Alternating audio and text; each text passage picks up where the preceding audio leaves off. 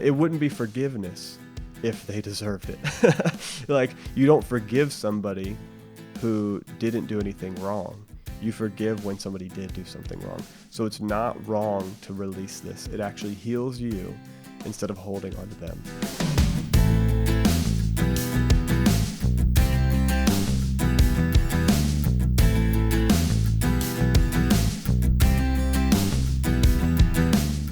Welcome to Getting Money Right, a show dedicated to helping you achieve financial freedom through education and inspiration, so you can be free to pursue your true life's purpose.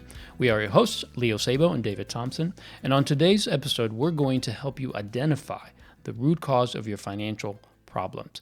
In the last episode, we covered some of these root causes, and we want to dig a little deeper and cover the remaining root causes that lead us to really make some bad financial decisions. So hopefully by the end of this episode, not only will you know what these root causes are, but also we're going to talk about some of the remedies. Like, what can we do to help overcome some of these root issues that lead us to spend money the wrong way, or even to do things financially that certainly is not best for us.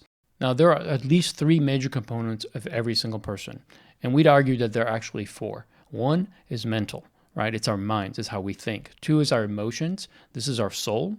Three is our physical. This is the strength that we have, our physical bodies, and also our spiritual. And really what we want to say about that is really our heart, is the footbed or the foundation of who we are and why we do what we do. And we really want to deal with this belief system that we have in our hearts, because many times what we don't recognize is that our beliefs lead to our behaviors, and our behaviors lead to our outcomes. And as we discussed in the last episode, if we just focus on fixing the outcomes, the symptoms of our problems, we never really deal with the root issue, which is based in our beliefs. Yeah, I think that this framework is really important for doing some serious digging up of roots in our lives. And that's what these two episodes are all about, is digging out these roots. And we've got to realize that you may have a root that is inside of your mind that is causing you to go down a certain thought pattern that is causing you to have problems in your life. There may be an emotional root where you have been wounded, or there's a pain point in your life that causes you to do an emotional reaction. Just as we can have physical pain and physical wounds, there are mental, emotional, and I believe spiritual wounds as well. And so we're going to the root of these things, dealing with our beliefs, dealing with the way that we think about things. And as we deal with our beliefs in the heart, then our behaviors get better, and then our outcomes get better. And sometimes this takes time. Sometimes you change a belief and almost overnight you see incredible fruit start to sprout out. Sometimes it can take a year, 2 years, 3 years, but you've shifted the belief, and then the behaviors have changed, and then your outcomes change. So as we began to talk about this in the last episode, we talked about insecurity being a major root and several kinds of fruit that leads to in your life. Right. We talked about pride, we talked about fear, and idolization. And honestly, all four of those things really fit very well together, because I believe pride and insecurity are two sides of the same coin. Right. And I gave a great example. I'm quite prideful of the example I gave. I gave an example, which I believe was great, about how I struggled with pride and insecurity at the same time, and how that is something that occurs in almost everyone's life. If you're prideful, there's probably insecurity. If you're insecure, you're probably going to see pride manifested as well. No doubt. So today we're going to continue on at looking at these roots. And I want you to write down any root that resonates with you and any fruit that you're experiencing in your life. Because we talked about how, you see the weeds grow in your yard. You don't just chop the weeds off with a lawnmower. You get in and you dig the root out. Right. So we want you to write it down so you can identify it in your life and then begin to pull these things out. That's good. So let's touch on the next one, which is past wounds. Now, past wounds are painful experiences that lead us to putting up walls in our life because of the hurt that we experience, right? Yeah. I don't know anyone that hasn't been wounded in some way. And sometimes that happens in our childhood. Sometimes it happens with an important relationship that we have. But unhealthy defenses and boundaries are created to protect open wounds in our emotions and in our spirit. Just like you'd protect a broken arm, you protect your emotions and spirit. But if you don't take time to heal the wound in the same way that you would maybe put a cast on an arm that's broken, if you don't deal with it, if you don't allow it to heal, it will fester. It will come back. It'll be the very reason why sometimes you'll do the wrong thing because it's a reaction to that Yeah. wound, right? Think of it, if you have a wound and somebody pokes you in that area, what's your reaction? It's not calm. It's like you're going to smack that person, or you're going to, wince in pain. And that's really what happens with us when we're wounded, and that wound is not healed. It allows something in our future to trigger that wound, and then out of that we react in a way that's not for our best. Yeah, that's right. I tore my ACL in college playing basketball. And I remember after that, anytime somebody would come near me for at least 6 months, Yeah. I would cower away because I didn't Yeah. want them to hit my leg where that wound was. And I would also maybe, I didn't do this to an extreme, but I would verbally push them away very quickly. If somebody got too close, I'd be like, hey, be careful, be careful. Yeah. We see this with emotional wounds and mental wounds because somebody begins to get too close and you start yelling at them and you throw up a wall of anger so that they will step away because you don't want them to get too close to pushing that button. You may end up rejecting someone else before they can reject you. And this has a major implication on our finances. This changes the way that we move in our careers.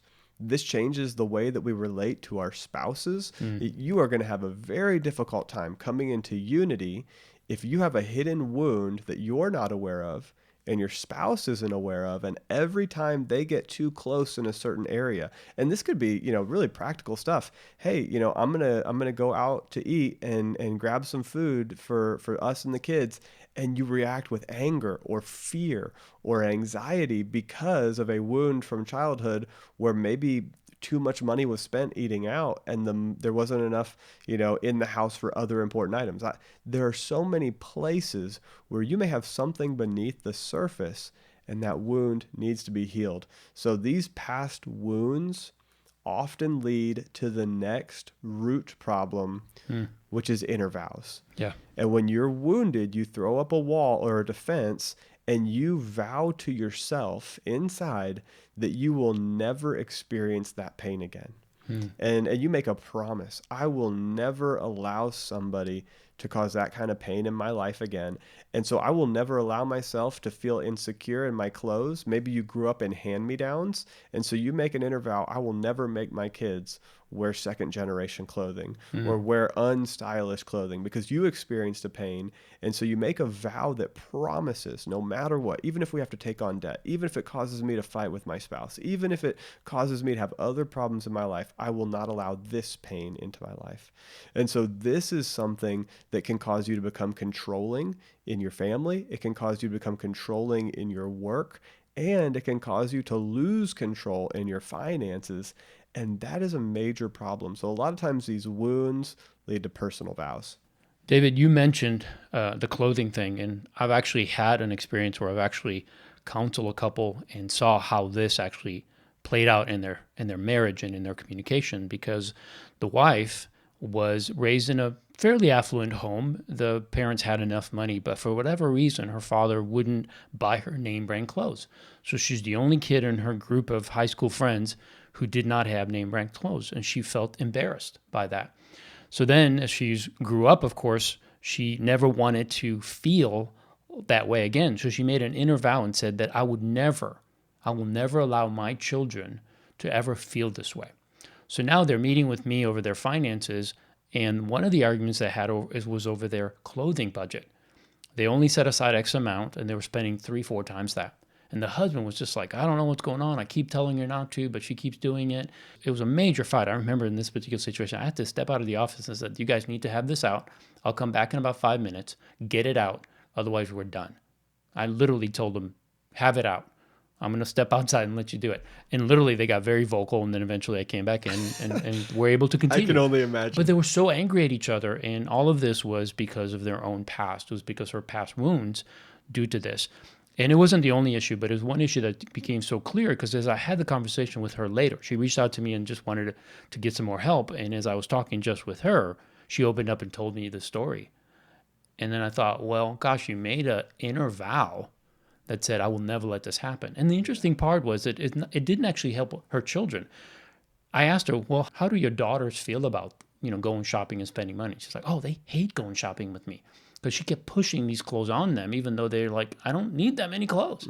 But to her, she was trying to overcome a past wound, but also at the same time, upholding an inner vow that she made. And an inner vow is like a law that you place in your heart that says, I will abide by these rules. And it's almost impossible for you to not behave in that way when you're not aware that you made that inner vow.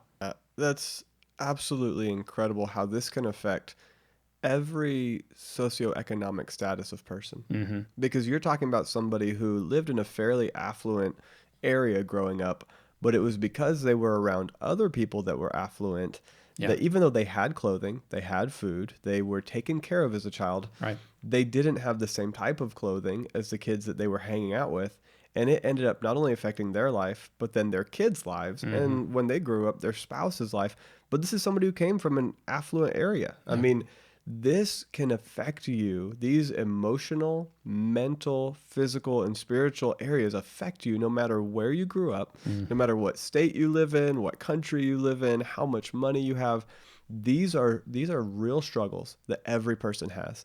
And this is why it's so important to realize that we can't judge someone else based on the symptom that is coming out of their pain. You may see some fruit, but really the fruit is just indicating that they've got a pain point somewhere beneath the surface. Now, there are healthy legal boundaries. If somebody is harming somebody else because of the pain they've experienced, they need to be restrained. They need to experience consequence. I'm not saying that, but I am saying that when you're talking to somebody and they lash out and they get angry or they shy away and they cower with fear, it may be because you've touched a pain point in their life. And out of that pain, they don't know how to handle it, and it triggers them to a response.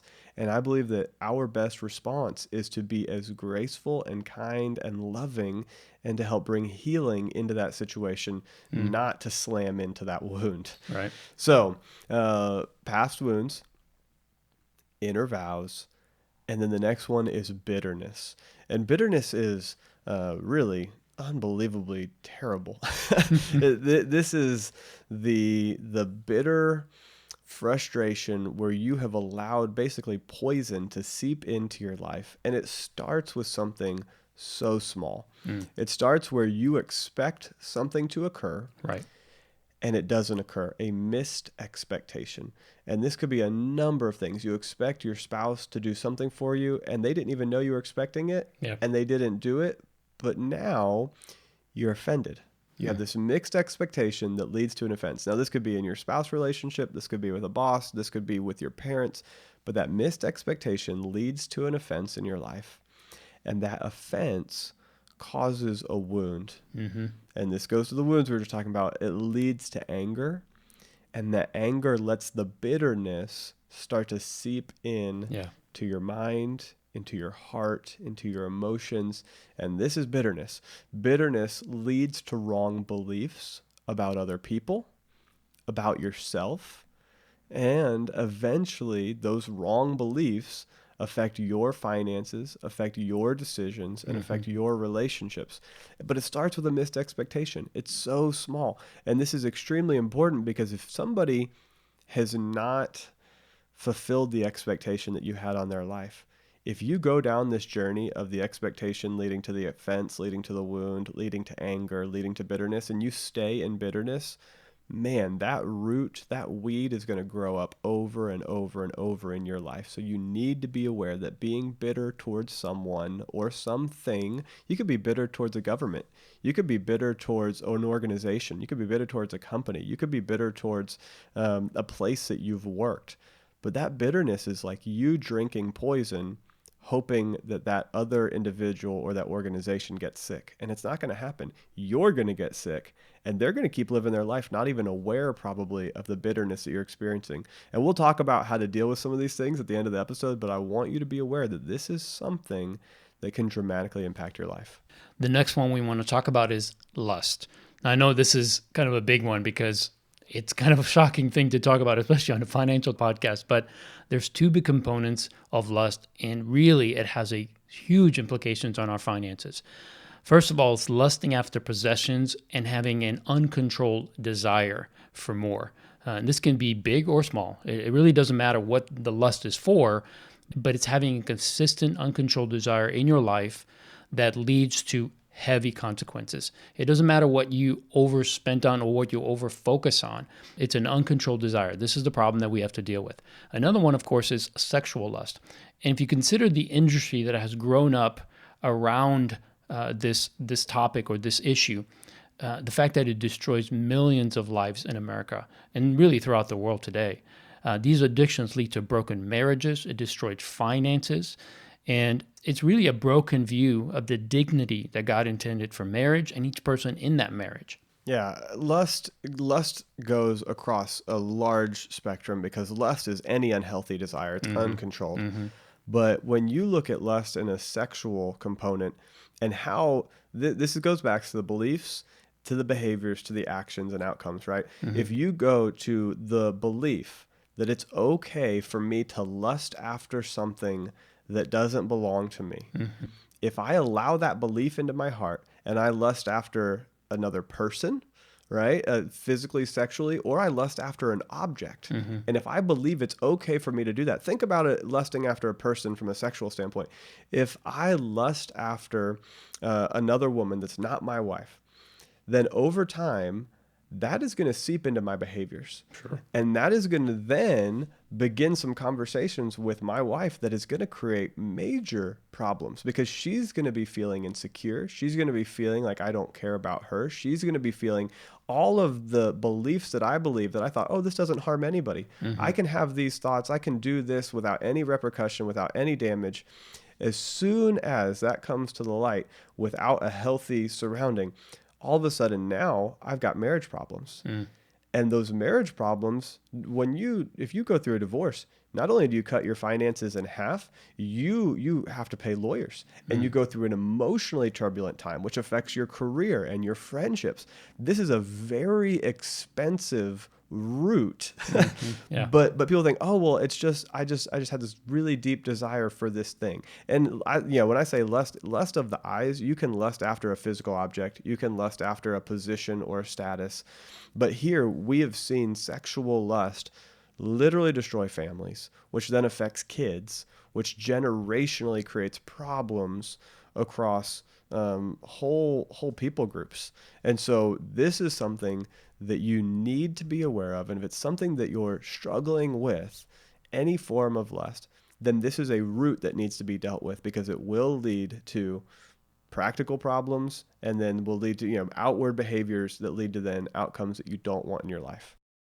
Yeah, and some of the consequences of lust is that it drives you to buy more than you need, right? It's not just satisfying a basic need, it's going way beyond. It could lead to destructive addictions. It can severely cloud your judgment, as David said. As you start thinking about this, you're seeing people in a different light. You're seeing your spouse in a different light. It consumes your valuable time, right? We talk about having purpose, about doing things for the right reason. When lust is driving your life, it's about you. It's about satisfying this desire. And it also makes you do things that are out of character. It would surprise people if they found out that you're dealing with something like that, right? I mean, Sure. If it's not something that's normal and you think, what would people think if they found out that I have this desire or this lust that I'm dealing with this thing? So there's so many things that can trigger or can help us to see if that's an issue in our life. And it's something we need to address because it doesn't matter. It may start very innocently. It could be lust after an object. It doesn't have to be a person. It doesn't have to be a relationship. It's something that drives you to go deeper into something. And over time, it becomes the wrong or maybe the only focus. And all of a sudden, you're sacrificing so many other things. And on the financial side, there's so much connection between sexual addictions and financial mismanagement because it costs money to go down that path, especially as you get deeper and deeper into it. So it really is something that we need to be very, very cautious of. Yeah, and what I want you to hear as we go through this, lust fits into this same category as insecurity and pride and fear and idolization. All of these are roots that you do have the ability to pull out of your life. And root symptoms are a little bit harder to pull out than just mowing over the fruit and the weeds, right? Definitely. But it takes time, it takes energy. but it is worth it. And there is grace in this. This is not like, oh, you have a problem with insecurity, therefore you're a broken and failed human being. No, we all have problems with insecurity. We all have problems with pride. We all have problems with idolizing things that don't belong to us or that we probably shouldn't idolize. This is to highlight and to remind you that there is hope, that there is help, and that there are ways to overcome this. So when we talk about lust, no matter what it is you're lusting after, every single person has experienced a form of lust Sure. and varying degrees of it. But that is why we've got to talk about it, identify it, and then begin to take it through the process of healing. So from lust, you move into greed, and greed is the opposite of generosity. It's where you're no longer looking to serve others, but how can you be served? And it's where you are not going to be generous because you are constantly looking for what you can get and take. And you can take from relationships, you can take from a company, you can take from your own time and energy and resources, and you can kill yourself pursuing greed. And so this is another root that we've got to be aware of. Yeah. Another one is poverty mentality. And this is a mindset that consistently leads to poverty. It's almost like self-sabotage. You have this belief that there's no way to get ahead in life. And it's unfortunate when I meet someone that has a poverty mentality, they have a scarcity mindset. They think there's only so many resources and most of it's already been taken by other people. I think sometimes some of these movements like Occupy Wall Street and some other, these movements that really deal with the fact that people are looking at another group of people and saying, they've taken our portion. The 1% has taken everything from the other 99. And this is a poverty mentality. It's thinking that resources are finite and there's only so much. And it leads us to having a bitterness toward really anybody that's more successful than we are. And that's scary, Leo, because if you're mad at people who are successful, then what happens if you become successful? Yeah. You actually will self-sabotage yourself to not be successful. And from a place of success, you actually have the ability to help more people and pull more people out of poverty and pull more people out of struggle.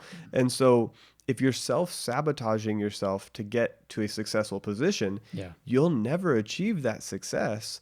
Or maybe you achieve a certain level of success and then you move, who you're mad at. Well, I used to be mad at people who earn $50,000 a year, but now I'm mad at people who earn $100,000 a year. Well, now that I earn $100,000 a year, I'm no longer mad at those people because I realized they weren't that bad in the first place. But who's really bad is the $500,000 a year group. Man, those are just the worst, right? You either become a hypocrite or you self-sabotage. And this idea that I'm going to take what belongs to somebody else because I deserve it, that is a root in and of itself that causes you to make decisions that harm you all throughout your personal life and your financial life. Yeah. So most of these roots, obviously, as we've talked through them, you can realize how they cause a lot of pain. And they're caused by pain. So we, in turn, are wounded. We have insecurities, if all these things because of what's happened to us. And in turn, we can actually do the same thing to others, right? They're caused by pain, but we can also turn around and do the same. And we need healing. We need to pull out the root for these type of situations that are in our lives. So let's talk about the answer, David. We talked. We really talked a lot about. We give a lot of time to the problems. Yeah. So let's talk about what's some of the solutions. How do we start bringing the right perspective, the right things in our lives, the right people in our lives, so that we can have healing, so that we can begin to live in a way that we have contentment because it comes from a deep place inside of us, not just because it's something we've agreed to just do for a while, and then we keep going back into this lifestyle that gives us the negative outcomes. Well, it's usually the pain, these wounds that lead to the pain, that lead to these roots in our lives, that lead to the fruits in our lives. And so the first thing that you've got to do is we've got to lay a framework for grace. Because there are going to be things that happen to you and things that you do to other people that are problematic and that cause pain, and that there is no restoration or restitution or reconciliation where you can give something to someone for the pain that you caused, or maybe where you're able to ever receive something that directly heals the pain and say, oh, I caused you $100 of damage, I'll give you $100. The first thing you've got to realize is that we have to implement a system of grace into this. Now, from a biblical framework, the reason that I go towards grace first is because what Jesus came to do was provide grace to the world. And so because we've received grace, we can then give grace. Now, you could remove that framework and still operate in this grace mindset, but it's going to be a lot harder. But grace is something that is unmerited, it's undeserved, it's unearned. So if somebody wounds you, the first choice that you have is just to provide grace and to say, you know what, I'm going to forgive this person. I'm not going to hold this against them. I may create some healthy boundaries so that they don't cause me pain again in the future, but I'm not going to be vindictive. I'm not going to create punitive damages that then damage them for the damage they cause me. This isn't something where they earned it. They don't deserve the grace. The whole idea of grace is that it's unearned, that it's not based on somebody else's performance, but it's based on us forgiving and releasing. So I think that it starts with recognizing the pain that we're in, recognizing the root systems that we have, and then beginning to forgive others. And potentially, we may need to forgive ourselves. We may need to release ourselves from some of the things that we have done and say, okay, you know what? I can be forgiven for this. And I love doing that through a biblical framework because it's all there. It's easy for me to think of it in that way because Jesus forgave, so I can forgive. Mm-hmm. And Jesus served me, so I can serve others. And so there is a foundation there. I think if you remove the biblical framework, it becomes more difficult, but I still think that grace and forgiveness is the beginning of the answer. I agree. There has to be an inner healing that happens. If we don't deal with like David said, like we've been saying, the root cause and not just the symptoms, that whatever success we have is going to be very short. And we're going to go back into those same behaviors that have led us into situations that haven't been good for us. So I think it's important to understand how much of this relies on what's really going on inside of you. That all these symptoms we talked about, all these root causes, everything from greed to lust to insecurity to pride, those are not things that should control and rule our lives. We can take control of our lives. There's things that we can do. We can be in healthy relationships. We can deal with wounds. We can deal with bitterness. We can deal with all these things, but it requires us really looking deeper and really dealing with it.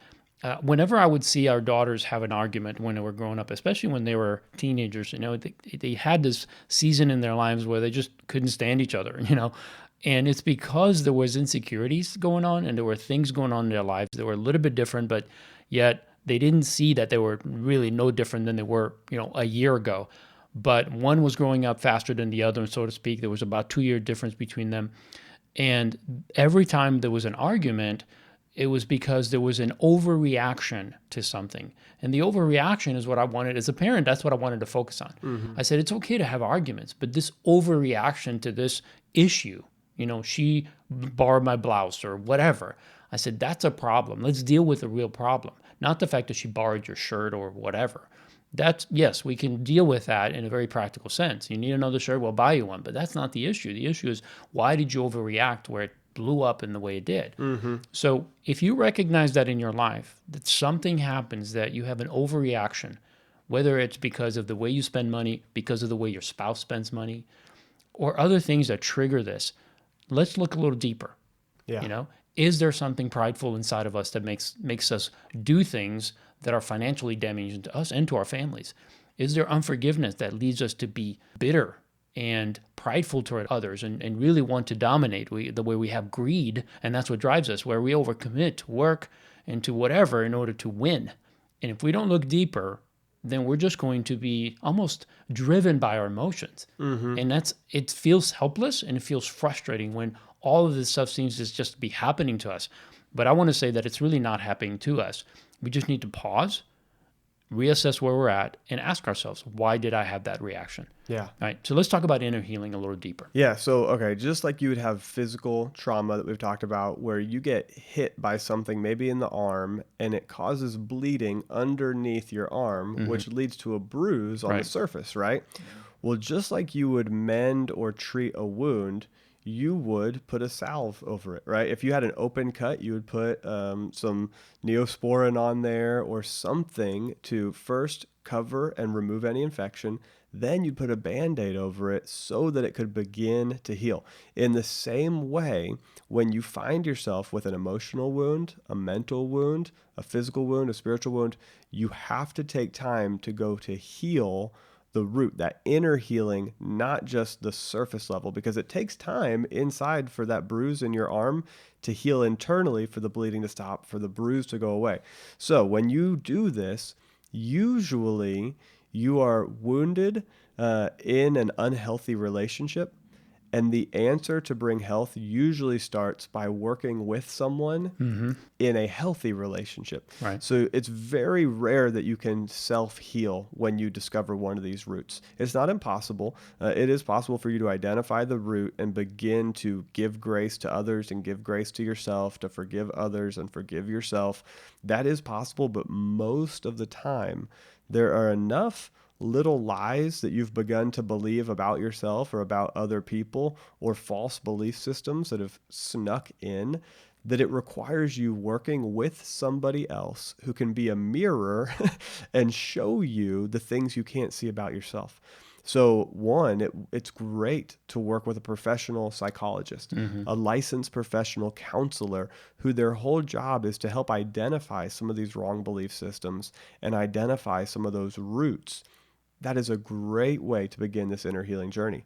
Another way that's less expensive and simpler often is just to sit down with a friend. Yeah. Somebody you can trust, somebody that's mature. You don't want to sit down with your gossip friend.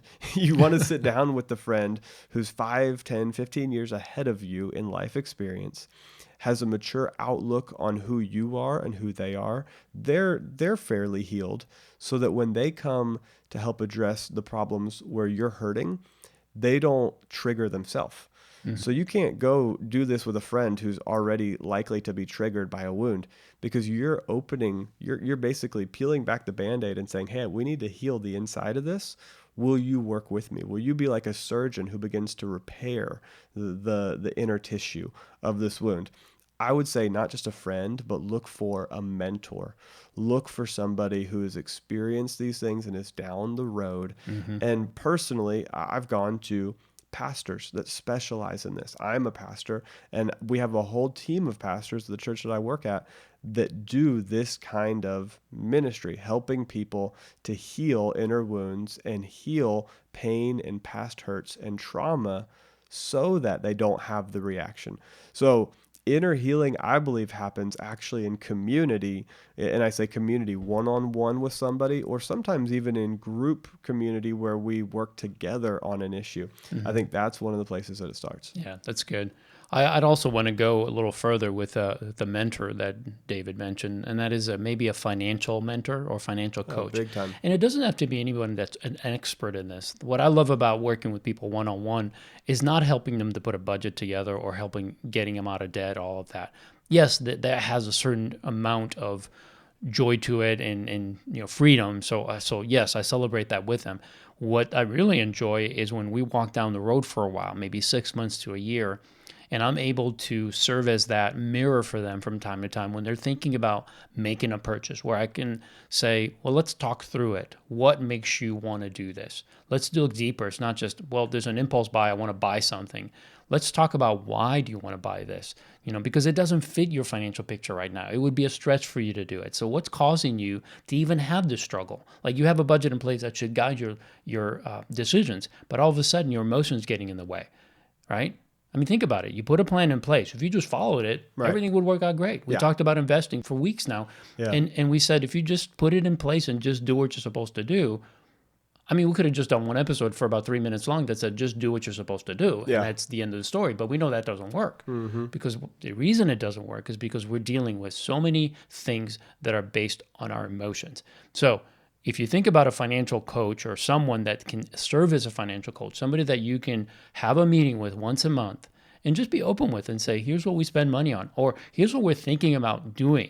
We're thinking about spending money, taking money out for a cash refinance. Talk those things with someone and be open. Don't come trying to convince them what you want to do, but receive from them. Because here's what's going to happen. When you do that, it allows you to see inside of yourself what your motivations are, and it will reveal root causes. And now that you know what they are, you can identify them, and you can start taking small steps toward that healing. So I do believe that it's important, just as David said, to have sometimes a professional psychologist, but sometimes just a friend or someone that's experienced in an area that you're trying to win in. Just have that person to speak into your life. And I think it's one of the ways that we can get better together. That's right. So one of the ways that we want to end this episode is by giving you some time to actually just be still and look back at the things that we talked about and ask which of these things are driving you. What are the things that are holding you back? And I'm just going to list out a bunch of them really, really quickly and just latch on to the few that you've already written down or latch on to the few that you hear this time that really stand out. What are the things that you believe are roots that need to be dealt with? Insecurity, pride, fear, idolization, past wounds, inner vows, bitterness, lust, greed, and a poverty mentality. Which of these do you need to take some time to look inside and say, okay, this is where I need to address. This is where I need to spend some time. We want you, after listening to this episode, don't jump into another episode. Don't jump over to another podcast. Don't go into the rest of your day until you take 5, 10, 15 minutes to be completely still and go over the ones that popped up in your mind and begin to trace back where that root started. And it may have been in your teenage years. It may have been in junior high, in middle school, in elementary school. It may have stemmed from something that happened 2 or 3 years ago. I don't know what it is. But take some time to say, okay, where did this come from? How is it driving me? What is the fruit that it's causing in my life? And write that down. Write it down, because these internal things are pushing you and you need to be aware of those internal voices. Then take what you wrote down and go sit down with a trusted friend. Go sit down with a mentor. Go sit down with a pastor or a leader and begin to open up and share what's going on inside of you. This is where healing is going to come. Walk in grace. Receive grace. You don't have to be perfect. It's okay that you're not perfect. There is grace that can cover these problems. There is forgiveness that can come even when it's unmerited. And you can forgive others who don't deserve it. It wouldn't be forgiveness if they deserved it. Like, you don't forgive somebody who didn't do anything wrong. You forgive when somebody did do something wrong. So it's not wrong to release this. It actually heals you instead of holding on to them. So I hope you'll take some time. Yeah, that's really good. I hope that you'll go through a process of identifying internally and then bringing it to somebody that you can work with on these things. This is being free so that you can pursue your true life's purpose. That's right. We talk about giving you education and inspiration to pursue your true life's purpose through financial freedom. This is the kind of freedom that we're talking about. Freedom from the wounds, freedom from the pain, freedom from the roots that have locked you into certain places. They're like, that's literally bondage that's keeping you in a certain rut of your life. This is the freedom that we want for your life. Yeah, and truly, this is true financial freedom, is when you're living in a way that you're content and you're adding value to other people because you yourself are a whole person. Not perfect. No one's perfect. You're going to make mistakes. But you are well aware of who you are. You understand what you're dealing with, and you're walking in relationship with other people that are helping and speaking into your life so that you can stay true to the person you really are called to be, and to walk in that healing and that fullness of life that you are created to live. And finances have a way of making you aware when you slip off. So that's why we mention it. That's why I love finances, because they're the fruit. They're the symptom. Yeah. And that allows you to actually get to the root. So yeah, even though these last 2 episodes weren't about finances, they really are about finances, because we can teach you and we can share with you all this knowledge about how to manage money well, how to successfully invest and do all these things. But unless you're able to operate out of a place of contentment, out of a place of self-awareness and healing, then anything else that you learn how to do, you're going to sabotage. You're going to make financial decisions that are purely emotional.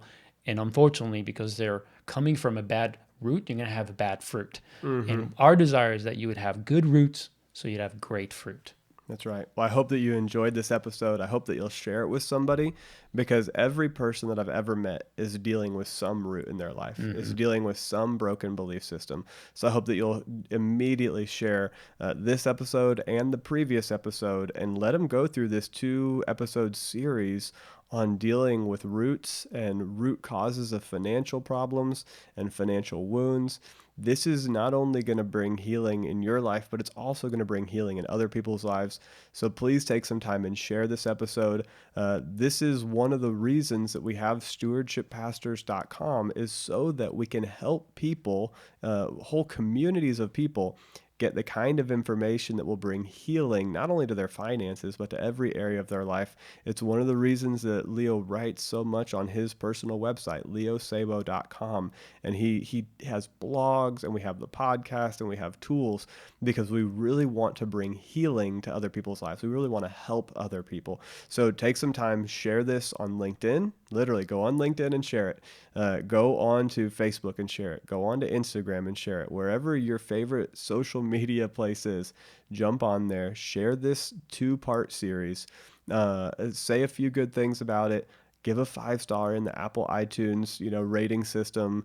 On other rating systems, it may be a like or a heart or a comment, but let us know that you're enjoying this. We've heard so much good feedback in the past few months, and it's just been really rewarding to be able to help people very practically in finances, but more importantly, on true freedom, on what it looks like to be truly free, to pursue your true life's purpose. And I know that as you share this with others, it will also continue to be even more of a blessing in your life, because as we're generous and we help others, there's something that's released in our lives. So we look forward to having you join us next time, so that together we can keep getting money right.